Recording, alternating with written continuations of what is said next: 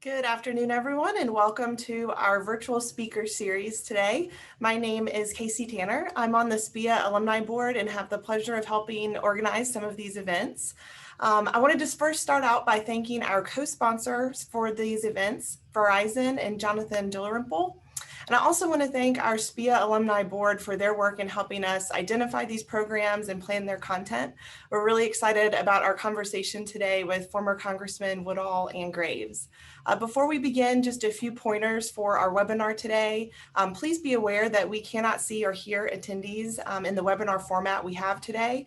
But in order to remain organized and get questions in, we ask that you please use the Q&A feature on Zoom to submit your questions throughout the panel, and we'll get to those as soon as we can in our conversation. To kick us off, I'm really excited today to introduce a fellow UGA alum, Natej Lewis-Charles. She graduated from the University of Georgia in 2014 with the Bachelor of Science with degrees in biology and psychology. Natej moved to Washington, D.C. to intern while she was in college and after. She has worked on the Hill for several years since graduating for a few members of our Georgia delegation, and I'm really excited that she is our moderator today. Natej has worked previously for Congressman Jody Hice and Senator Kelly Loeffler while she was in office, and currently serves as Communications Director for Congressman Drew Ferguson. Natej has been very involved with UGA in DC as serving as Vice President for DC Dogs Board and remaining active with that group. And she's also the past president of the Georgia State Society, a nonpartisan social and philanthropic organization for Georgians living in the DC area. At this time, I'm going to hop off and pass it over to Natej, who's going to introduce our panelists. Thank you. Thank you so much, Casey. And I am so excited to be joined by Congressman Rob Woodall and Congressman Tom Graves today. Congressman Tom Graves is a former member of the U.S. House representing Georgia's 14th District from 2010 to 2020. Prior to his election to Congress, Congressman Graves served in the Georgia State House of Representatives from 2003 to 2010. Congressman Graves grew up in White, Georgia. He attended UGA and graduated with a Bachelor of Business Administration. He and his wife, Julie, have 3 children and reside in Granger, Georgia. He most recently served on the House Appropriations Committee. Congressman Rob Whittle is a former member of the U.S. House representing Georgia's 7th District from 2011 to 2021. Prior to his election to the U.S. House, Woodall served as former Congressman John Linder's chief of staff. He was born in Athens, Georgia, attended Furman University for his undergraduate degree, and graduated with his law degree from UGA. He most recently served on the House Rules Committee, Budget, and Transportation and Infrastructure Committees. Thank you, gentlemen, for joining us for this great discussion. I want to start off with a good Go Dogs. I think we know how tight-knit we are as a delegation up here in DC, and want to kick it off to you as we start the discussion. Hey, Natej, I'll start it off, and I tell you, it's great to be here with Rob today, and certainly your entire group that's watching and participating. And I've noticed even on the participants list there and attendees list, Rob, I actually have some former staff watching, so I have to be really careful. I gotta like tell the right stories for sure. But no, it's awesome to be able to join y'all. And what's cool about having myself and Rob and Casey, thanks for the invitation, knowing that Rob was going to be like the key featured speaker. I couldn't turn down being a part of this because he and I have spent the last decade plus together, from campaign trail to being elected together in 2010 to finishing out our congressional career at the same time. I guess our entire public service career at the same time, but also on the same committee together, serving on the Special Select Committee on the Modernization of Congress. And that was a great experience that I know he'll want to talk about, but excited to be with you, Rob. It's great to see you again. Thanks, Tom, and Natej, thanks for doing the moderating today. This really has been a great, coming home for me and Tom. I've not laid eyes on him since he turned in his ID card, and his hair was never gray, but the 1 or 2 gray hairs I thought were coming in seemed to have left him. but it is a tight-knit group up there. I'll tell you what I didn't realize when I got there is how it might be divided between folks who served in the General Assembly in Georgia and folks who didn't. That General Assembly group is also so tight. It was interesting. Sometimes we'd have a challenge that those of us who didn't serve in the General Assembly might not have been well equipped to handle, but guys who knew absolutely everyone in the General Assembly hopped right on it and solved those problems. So it was a huge loss to have Tom leave the delegation, as much as he is involved in exciting things now and still lending his leadership to Georgia. But it was a pleasure to serve with him and a pleasure to spend an hour with the both of you today. Awesome. Well, I'm a comms girl, but you guys obviously appropriations and the rules. So I think a lot of times people have said that it's crafting a bill and trying to get something over the finish line is like making sausage. So what do you agree with that? And can you discuss a bill or a letter that you guys worked on to try to make the sausage? I'm thinking of a Tom Graves event because it was meaningful to me in what went on. Tom and I were both on the Republican Study Committee. It's that group of most conservative Republicans in the House, and the Republican Study Committee had gotten in a bad habit of offering amendments on the floor that went absolutely nowhere. And because everybody wants to put their name on the sausage, Natej, it's not about getting the best ingredients in the sausage. It's about getting your name on the sausage and sending it over. Tom led an effort in the Republican Study Committee that said, listen, guys, we can do what we want to do, but let's not do it on the House floor where we lose. Come earlier in the process. Bring your good ideas earlier in the process, and let's bake them into the sausage from the beginning. It was a huge sea change in how, particularly in this instant gratification internet culture, how new members of Congress tried to affect good public policy. They went back to the old ways of affecting public policy, and that's not doing it on television. It's doing it through relationships in the back room. I was lucky to get a couple of amendments in on that process, but the entire Republican conference benefited from Tom's leadership on that process, teaching us how to make the sausage. That could have been a Ranger, Georgia skill set that you have, Tom, but it was sausage tutoring 101.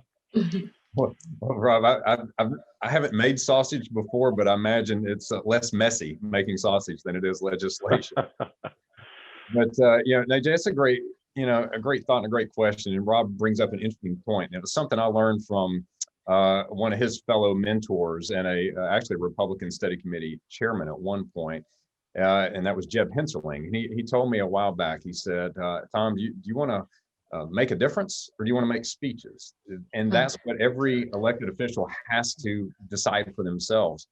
And I wanted to make a difference. I wanted to be able to influence outcomes, which was more than making speeches. And you'd be surprised, to all those that are watching today, that the most loud speeches you see on the cable news networks by members of both parties, probably the least productive when it comes to legislative impact. But they have good comms, and they would appreciate that. But just to highlight something where I think Rob had an amazing impact as we were wrapping up our career, and I really consider this sort of the capstone in my public service career, was this Special Select Committee on Modernization. And I'd like to highlight that just for a moment, because I think it could be maybe a bright spot of encouragement in this sort of a dark political time, it feels like.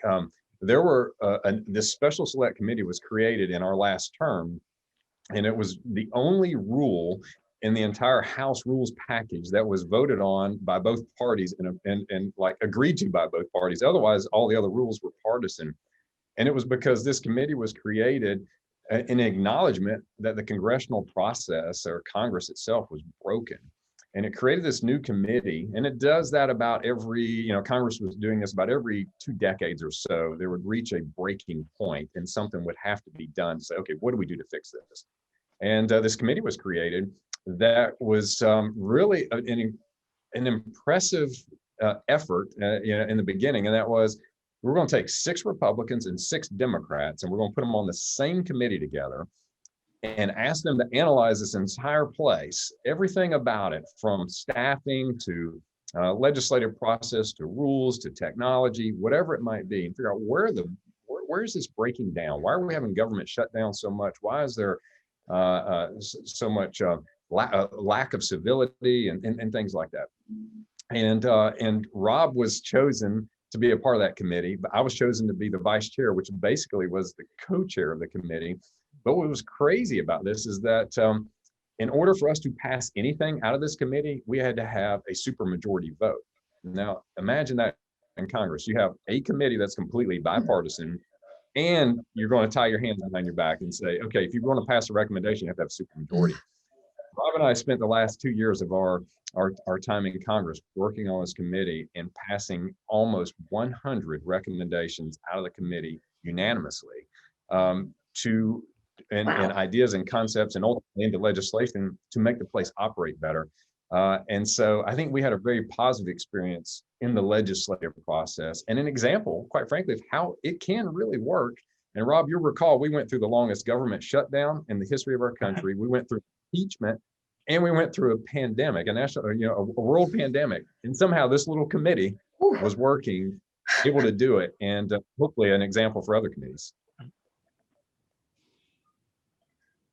That's absolutely right, and remarkable work. I think the Modernization Committee is one to watch, certainly, as we try to break through a new time in our country's history. And I want to commend both of you for that hard work, the challenges that we all are facing on a day-to-day basis, but you're pushing forward for the betterment of our country. So thank you again, one, for your service to Georgia, but just in general to our country.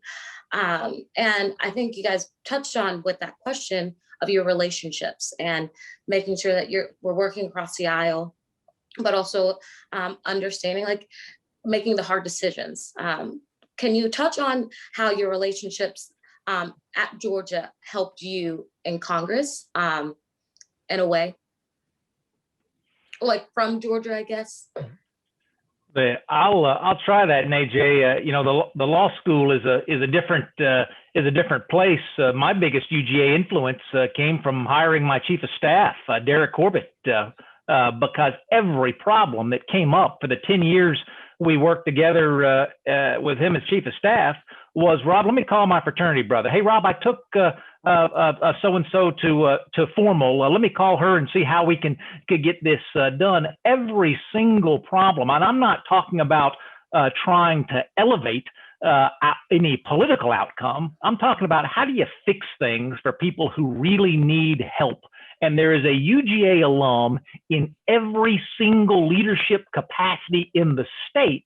And they've got 1,000 different people they're trying to help that day, to have that relationship that says, listen, I'm not going to waste your time, and I'm not going to try to get the headline out of this. I just want to make a difference for this family. Will you help?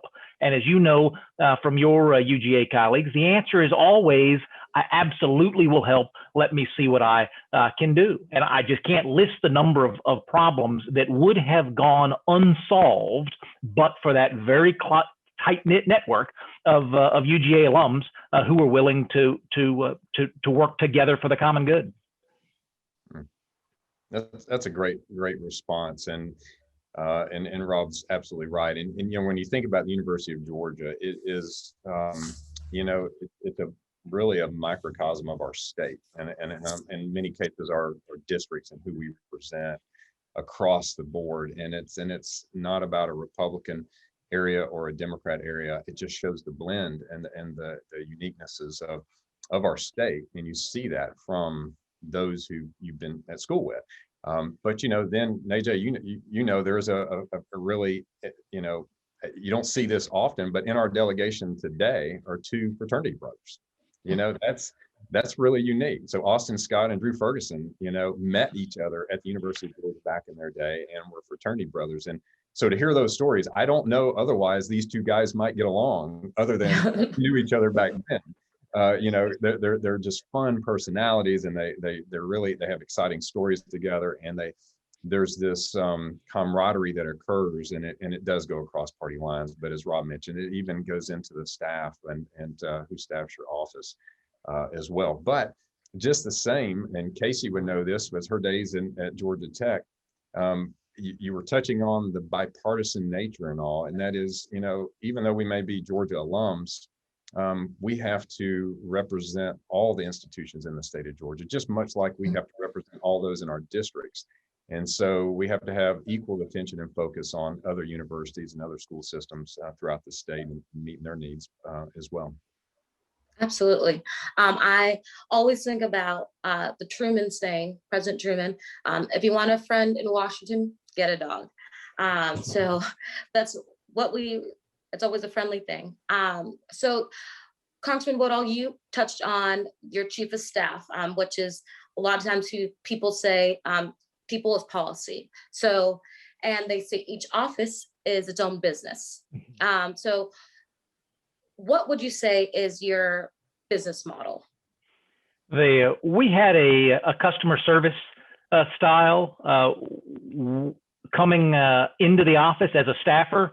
That's where my strong suit was. I wasn't a successful legislator, as Tom came into the job as. I was a successful caseworker and process manager. And what you find is that it's not every day of the week you can get a bill to the floor of the House. It's not every day of the week you can even get an amendment to the floor of the House. But every single day of the week, there's going to be somebody in your district who has a problem that you can help them to solve. And those individual successes make the job worthwhile. Tom had a great team that worked for him. We've got great teams all over the delegation. There may be another office in Georgia whose staff cared as much about people as mine did, who worked as hard for people as mine did, but there is not one that cared more or worked harder.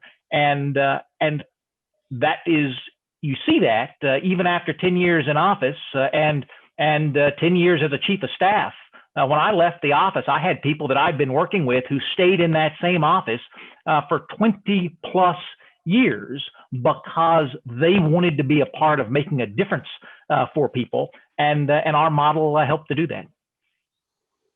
Yeah, our approach, you learn that every office is different. There's a lot of different management styles, and a lot of members of Congress come out of a business background, and some come out of a background like Rob's, out of a congressional office prior to that, and some just purely come out of campaigns too. But everybody's a little different. Mine was a team approach. I chose the team concept, and I wanted to be a part of that team, and I wanted everybody to know I was a part of that. That we were, my name may be on the door and such, and I might get a lot of the adoration or the praise, but it was only because of the work that they were doing day in and day out. And so I empowered my chief of staff to really run the office in a way that was best for the staff.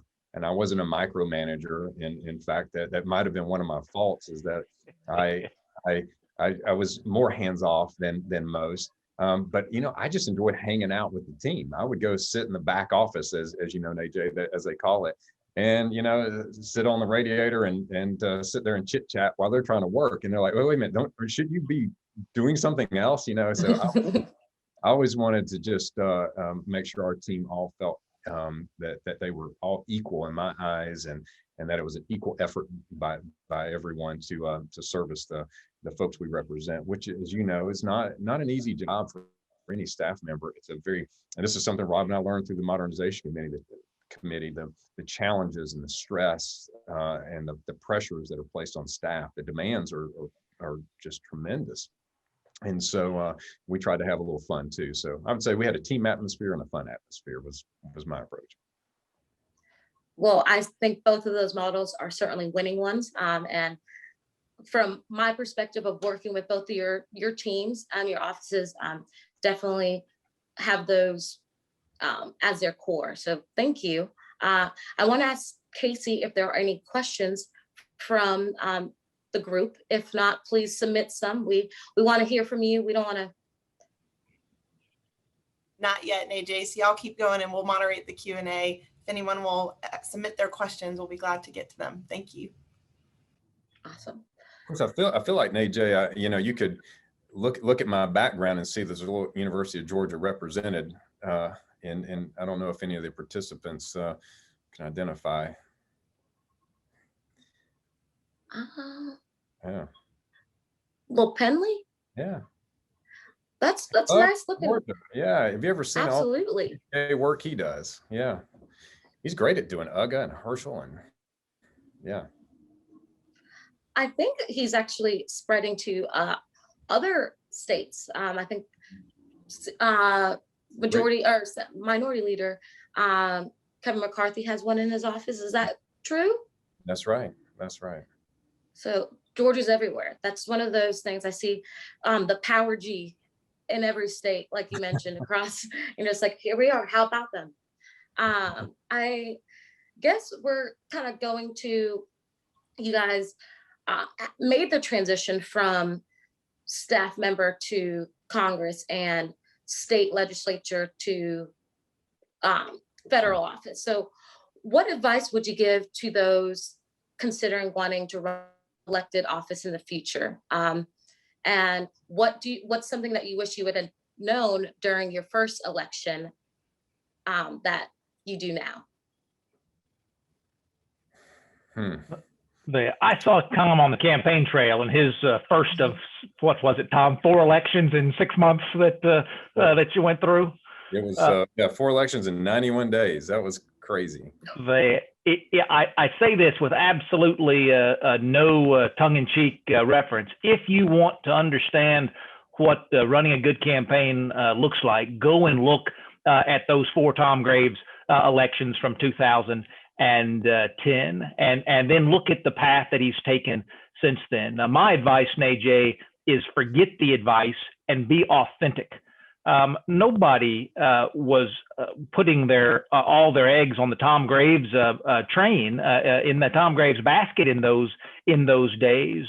He wasn't on the campaign trail telling people what they wanted to hear, and many times he was telling people what they absolutely didn't want to hear. And he spent an entire career telling people what they didn't want to hear, but what they needed to know. If you start out trying to be something that you're not, you're going to be trapped in that. And I think people see through it. If you are your authentic self, the job is only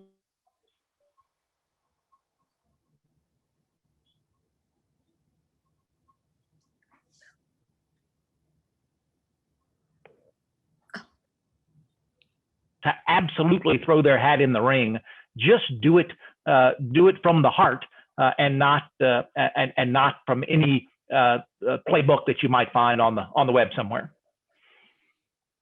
Yeah, that's really great counsel, Rob. And I've always found that you just be who you are, run for the reasons why you want to run. And I mean, my first time I ran for office was in 2002 for state house, and I was not from the area. I didn't grow up there. It was a rural area, and a Republican had never been elected. And I just didn't come from all the things you're supposed to that many would say you should. And but we were compelled as a family to run and to give it our all, to work hard, to just express the reasons why we wanted to serve and participate in the process. And if you win, you win. If you don't, you've participated in the process.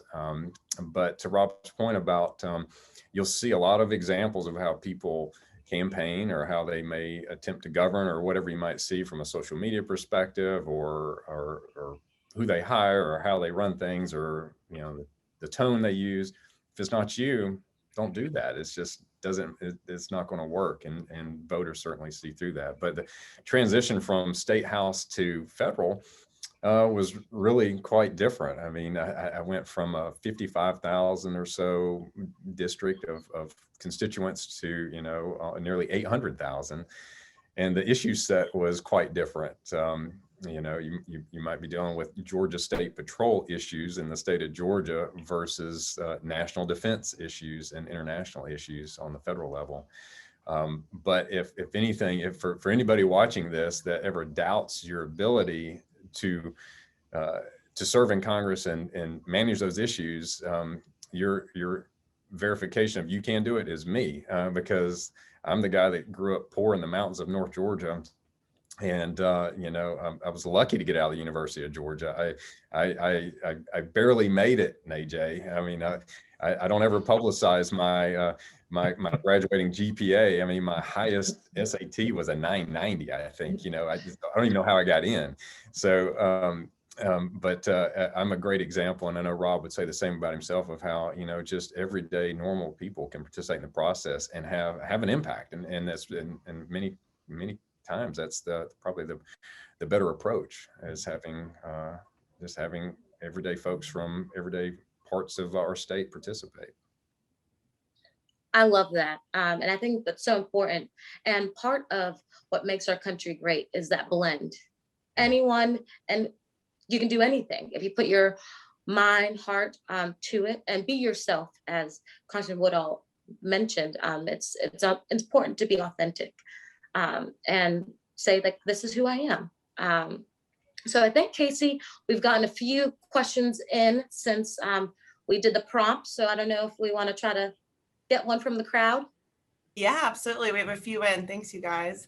The first question asks about what you will miss the most from Congress and being so directly involved in federal policymaking.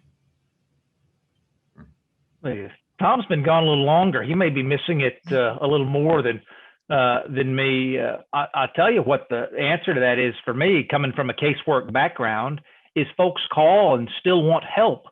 And I'm not in the same position to help them as I used to be. I'm still going to be on hold with the IRS for 4.5 hours, just like everybody else, when I call to try to help a constituent out. I've now got to redirect them to someone else who has the hotline 1-800 number to get things fixed. It is so nonstop, the pace of Congress. It is as is true in so many things. I didn't realize how much I was going to miss those just regular opportunities every day to help move the needle, until I see those opportunities every day today, and I no longer have a firm grasp on the needle. And that it's valuable to get fresh blood in and new ideas in, but I absolutely miss being one of the go-to people that when somebody needs help, they know Woodall's going to help them, and I'll find a new capacity to fill that same role. Yeah, it's like anything that you've been a part of for a while, you're certainly going to miss it. But I always intended to not be a lifer. I didn't want to retire from Congress because of age. I wanted to leave at a time that I could pass off the baton and move on into a new career myself. I'll tell you what I miss though the most, and I think current members miss this right now. This is not a matter of me being absent, but the pandemic really impacted how Congress operates. And in my farewell speech in the Appropriations Committee, I had to give it remotely. I had to give it from my laptop, much like this. And part of my speech reflected on, while I regret that I'm leaving, the time I'm leaving, I'm actually thankful for, because I'm leaving the closest of anyone to the memory of how it used to be. And that was a committee that worked elbow to elbow, tight rooms, tables packed together with members of both parties, interacting and having meals together and lively debate and working through issues and problems. They have yet to experience that again, and it's been nearly a year. But that's what I will miss the most, is sitting around those tables together with members of both parties and working through difficult issues for our country, but with the same objective and goal, and that was to work through them. And I hope it returns to them soon, because it's desperately needed. You see the missing of community in Congress right now. It's just not there. I couldn't agree more. That's what makes the Capitol so special, is that community and the ability to see people, say, hey, how you doing? Stopping in the hall. Sometimes your people right around the corner trading, honestly, snacks, the trade game. I remember with the offices, like, we were very thankful to have Coca-Cola products. So we were able to sometimes get the ice cream, but that's how you meet people. And you're like, hey, maybe, have you heard about my boss's bill too? Like, we might be working together in different capacities, but that was a weird, small tangent. I'm sorry for No. that. Right, and But I'm it's like sure it all of happens that. on the staff level too. The interaction that's so important and necessary from office to office and staff is missing as well. And that's not healthy for our country. Obviously, it's, we're going through a pandemic, and that's a challenge. But Sanford Bishop is a dear friend of mine. He served on the Appropriations Committee, and he gave me such good counsel and advice as I was becoming a new chairman of a subcommittee, and because he served on that subcommittee and all. If I were a freshman today, Rob, I don't know how you develop those relationships. I don't know how you get to know senior members. And I think, Rob, it was you years ago that might have shared with me that don't lose sight and miss those that have been there for years, decades. And there are many members who have served 25, 30 years. Spend time with them and learn about the legacy, learn about the history, learn about the tradition, all those things, because one day they're going to leave, and with them goes decades and decades of knowledge and history and all. Now, how does a new member enjoy that and learn from that? It doesn't exist. Great insight. Casey, Thank you. Yeah, is there another question? We do. We have a few, and several have come in actually related to fundraising in the campaign. And one watcher is curious how you balance how do you balance serving in Congress and running for your next election? I might not be the best example of that, as my fundraising was not the fundraising of legend. But the general theory is you can either do the wrong thing for 18 months and then spend 6 months advertising that you're going to do the right thing if only they'll elect you again, or you can spend the entire 2 years trying to fulfill the promises you made 2 years ago, and that goes a long way. Doing the right thing is good campaigning. Doing the right thing is good fundraising. Tom didn't get one check in his entire congressional career because somebody thought that he would do something different tomorrow than he did yesterday. He got the check because folks saw what he did yesterday and they wanted more of that to happen tomorrow. It is disturbing that it's the outside money that dwarfs the inside money these days. If Tom were to run for re-election again, if I were to run for re-election again, the money that we would raise to tell our own story would be swamped by the outside money that tries to tell our story for us. And I think the result of that is you get caricatures of who representatives are instead of that authentic view of the story they want to tell you. Yeah, so Rob and I, we have two different approaches, and both worked. I enjoyed raising money. I did. I took it on as a challenge, I guess, and I wanted to be a top fundraiser. And I was a senior member of our delegation in the state. I wanted to help individuals get elected. But one thing I never did, and this goes to my bipartisan nature, is that I never contributed to a challenger to an incumbent Democrat. I didn't want to, be perceived as somebody who was trying to beat a coworker, right? But I enjoyed raising money, and because it just forced me to be more out, I guess, engaged and active and making contacts and connections. What's interesting about what Rob has demonstrated and proved through his last election is that you don't have to spend a lot of money. You don't have to raise a lot of money. You don't have to spend a lot of money. And Rob, I think you did very little in that last election, demonstrating that constituent services and representing your district, doing your job should be sufficient to continue to be hired for the next term. And although a narrow victory, it was a victory and a great demonstration to everyone that, if you really do your job and your staff is engaged and interacting within the district and constituents, and they see that activity and that work, they're going to give you a passing grade the next time and sign you up for 2 more years. But look at Brian Kemp today, right? Brian's doing a great job for the state of Georgia, just a great job. But I promise you, he's got donors on the phone, has over these past 12 months, that have said, I don't like the way President Trump is talking about you, Brian. I'm not going to contribute to you again next cycle. Or Brian, I need you to be more aggravated with President Trump. I need you to be angrier when you talk about it instead of just saying this is part of the process. And if you don't get angrier about it, I'm not going to give you money. The good news, people talk about there's so much money in politics. The good news about there being so much money in politics is anybody who calls with that threatening tone, anybody who says, you know what, if you don't do it the way I want you to do it, I'm going to cut you off.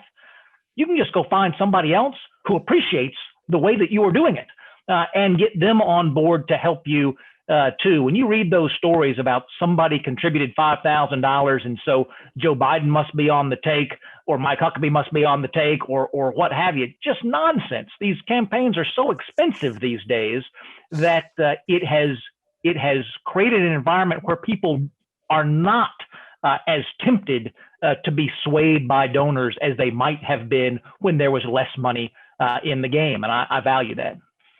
Yeah, and if I could add one thing as well, because the question of contributions comes up a lot in fundraising, but there is a lot of folks need that avenue to show support for someone. And a good example of this is you take AOC today, who's raised a significant amount of money for the state of Texas.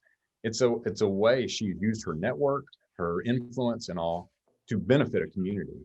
And in a way, that's how candidates, there are a lot of people who just say, you know, if I just want to send you $5, $10, $15, it's my way to say thank you for the work you're doing, for fighting for me and my family, or for the sacrifice you and your family are making.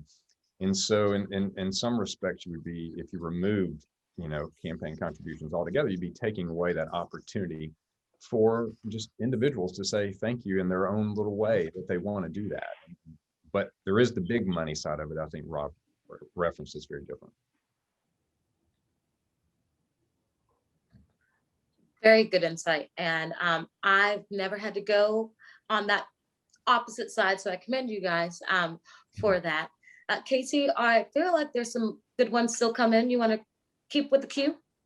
Yeah, that'd be great. I think we have a really interesting one, especially if there are any students on the line or that maybe watch this later. But one audience member asked what your opinion would be on the best way to engage young people in the political process. Oh, you may take a stab at that, Rob? I was thinking about your 2010 campaign, which was driven by young people, Tom. I thought that you'd be a good one. Than me, that you would have the better answer, but yeah. So my approach to y'all probably, I guess recall, we did a youth leadership summit in my district, and it was a way to engage the youth in our district, and that was high school students that really weren't even of age to vote. So it wasn't about influencing a vote or trying to gain a vote, but it was about interfacing, allowing them to have their very first interface with an elected official be something that was encouraging, uplifting, authentic, real, and introduce them to folks who had grown up much like they might be and have done really incredible things. And I found through that experience, we did, what did we do? 8, I guess we got to 7 or 8 of them annually. And our last one had nearly 600 high school students attend. And this is pre-pandemic, just to impact them where they were in their life, because we knew most of them probably didn't have a great spot in life in that moment, whether it's something at home or something at school, or maybe it's their academics, or maybe they don't really have a future at college or something lining up yet. And so through that, I found that it was just about meeting them where they are and not trying to tell the youth how to think, what to think, but just encourage them to engage and to begin processing and to think and to embrace that and respect that. And that's been my path that I've chosen, was to meet them where they are, and don't shy away from the tough questions. They can sniff it out pretty quick if you don't give them an authentic answer. I think Tom's absolutely right. Finding those opportunities just for exposure make a big difference. The rural electric co-ops in Georgia have a great Washington Week program. They couldn't do it this last year because of the pandemic, but the halls of Congress are full of staffers whose first exposure to Washington was through the rural electric co-ops. And that Washington Week, I had some young girls up from my district in that program, and they really wanted to meet Bernie Sanders. He was running for president at that time. They were big Bernie fans. I did not have a relationship with Bernie Sanders, but I had one with Nancy Pelosi. So I saw Nancy in the hall. I stopped her, and she visited with them for quite some time. I converted them from Bernie Sanders supporters to Nancy Pelosi supporters, which is a big step in the right direction, Senate side over to the House side. But just that exposure to say, you know what, the Speaker of the House cared enough to visit with me. And I see that in college advocacy groups. To one of the points Tom made right off the bat, you can either give the big speeches or you can make the big differences. A lot of folks want to have a big rally and then they can check the box that they got it done.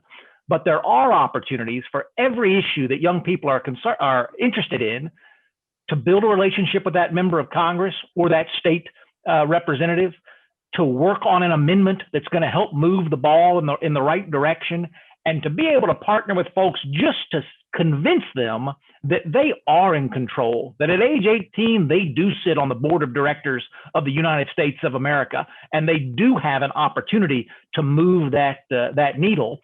Between the exposure Tom talks about and translating that exposure into the feeling of empowerment, I think that the future of the country is in good hands. I'm just supremely impressed with the degree of interest and thoughtfulness that young people are bringing to very complicated debates today.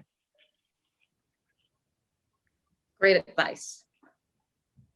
I'm going to go back to one of the questions I had because you guys both had mentioned your work, obviously, on the Committee for Modernization, and you have had over 100 recommendations, but I want to know what your number one wish on that wish list to change the operation of Congress to make it better.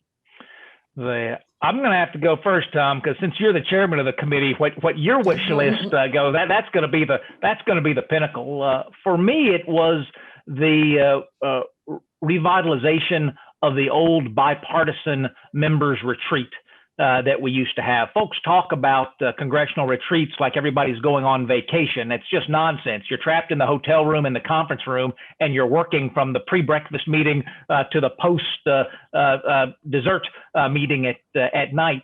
But there just are not enough opportunities for Tom's wife to meet that wife of his Democratic colleague, for Tom's kids to be able to play with the kids of his Democratic colleagues. And it's harder to go to the floor and say something ugly about someone if you're going to hear about it from your teenage daughter when you get home. Can't believe you said that about him, Dad. He's a really nice guy, and he's Sally's dad. It is easier to call on someone for a difficult public policy issue when they've gotten to know you as a person instead of just that talking head on Fox News. So there was a huge effort that Tom led with our co-chair from Washington State to try to bring back more, not bipartisan results, but opportunities simply to build bipartisan relationships. And those relationships in and of themselves will, of course, yield positive results down the road. Yeah, Rob really focused on what was, I guess my primary, I guess, well, first, let me just say there wasn't any one thing that would be the silver bullet to fixing some of the challenges we were facing or still are facing as a Congress. It's really a collective effort, a concert of ideas that must come together over time to bring forth productivity and efficiencies and purpose, in your work and your job, whether you're a member of Congress or whether you're a staff member or whether you work for the House of Representatives in any other way. So many of the driving focuses were around bringing people together, breaking down barriers, and bringing people together from different parties, which just quite frankly was not happening, and more so today is not happening, partly just because of the pandemic. So we were able to see some things early implemented. When Rob and I first came in as freshmen, the freshman retreat for us, or orientation, it's sort of like orientation at college. Can you imagine having people come into college and saying, okay, because you're from a different group, you go learn orientation this way, and because you're from the other, you go learn it that way. And each of you are going to learn how to scuttle the other efforts while you're there. And that's how Congress was set up. The freshman class, Republicans would put on red jerseys, go get on the red bus, and they would go that way. And Democrats would put on the blue jerseys and get on the blue bus and go in that direction, and then learn how to do their job separately, but how to trip up the others' effort, and so this year, for the first time ever, there was a bipartisan freshman orientation where all new incoming class members went through orientation together, albeit some of it remote because of the pandemic. There was this beginning of a forced effort of bringing folks together. But if I had the one recommendation, Rob, I didn't get in, and I talked about it quietly with Derek because I knew it would go nowhere. But what I do think would actually have positive impact is that if somebody were to run for office, I think they should make a commitment or even be required to move their family to Washington, D.C. if they were to be elected, because they are joining a workforce and a community then, of which Rob touched on.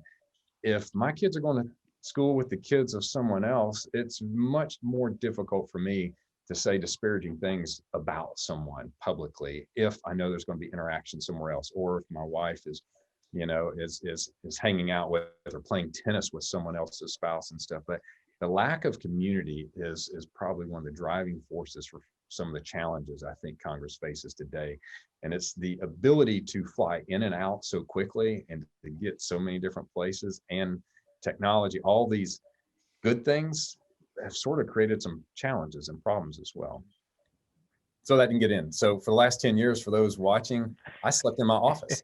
Imagine that. I slept in my office for 10 years as a member of Congress, and flew in and flew out each week.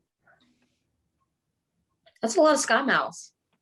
Yeah, lots, and not a lot of relationships. So, just doesn't give you a chance to, go play golf with somebody from the West Coast that you may not be on committee with or something. Thank you. Casey, I know we're almost short on time, but we want to try to take one more question from the audience.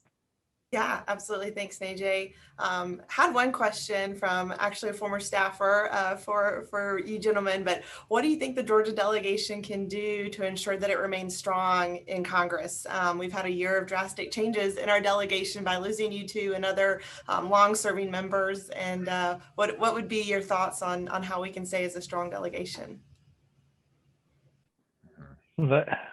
I'll answer that in two ways. First thing we can do is stop having open Senate seats, because as soon as we have an open Senate seat, half the House members run for it, and the delegation is weakened as a result. So keep our senators in place. But I remember a story that a Democratic staffer told me about the days, the good old days in the Georgia delegation, when everybody got along and everybody worked well together. And they said, that went great right up until Newt Gingrich got elected. And then it went downhill from there. And I'm thinking, yeah, having a Republican in your all Democratic delegation really does bring those things down. John Lewis was an amazing bridge builder within the delegation. Sanford Bishop, as our dean today, is an amazing bridge builder, as Tom referenced earlier, within the delegation. It is wonderful to have new blood that comes in, but we have a choice of whether we elect people who want to burn things down or build things up. I want to repeal half the U.S. code, but I don't want to burn the Capitol down while I do it. If we're going to have good relationships, it begins with electing people who want relationships.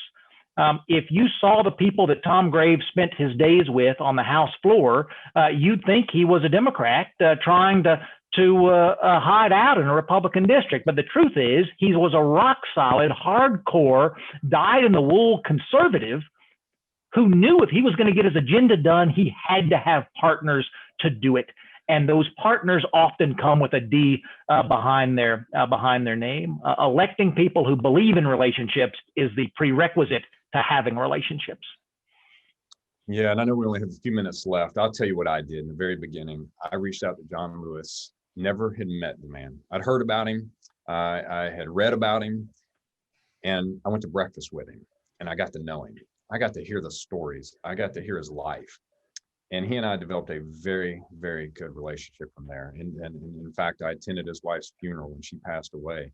And Rob, I might have been one of only a handful of Republicans that even attended that funeral. It was me and Johnny Isaacson, if I remember correctly.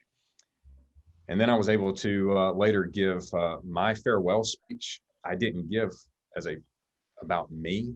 I let my last speech on the floor be about John Lewis when it was me and Sanford Bishop who were called upon as the deans of the delegation during John Lewis's moment of silence. And I shared my reflections of John Lewis.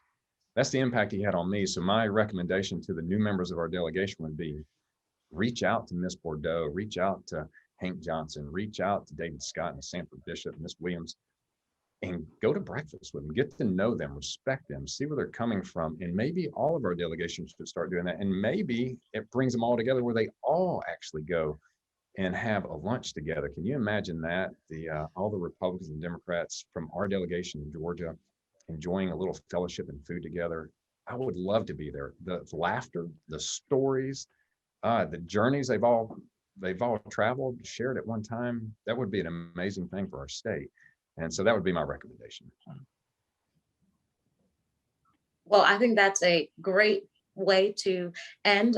Absolutely think breaking bread with your fellow colleagues and Americans is always a better way to approach things. But thank you, gentlemen, again, for this great discussion. I hope the audience felt that they got some good nuggets and tips from these seasoned vets, decades serving our state. Thank you for having us. Thank you, Natej. Thank you. I'll just add my thanks to the Congressman for joining us today, taking the time and sharing some of your experiences. I wish we could keep going longer, but also a huge thank you to our moderator, Natej, and part of our Georgia delegation. Keep representing us well up there. Appreciate all of you guys joining us today, and those of you who have watched and submitted questions. I wish we could have gotten to all of them, but please stay tuned for our upcoming events, either through the college or through our alumni board. In April, we're planning a similar panel that will be sort of a public health year look back on our COVID response, both as a state and a nation. So we're busy getting the details together for that. And also a quick plug for our alumni board that we will begin taking applications for our board. So look out for emails on that and consider applying if you're interested in this type of work. So with that, I will adjourn us and thank you all again. Thank you, Natej. Great to see you, Rob. Take care. You too, Tom. Go Dogs.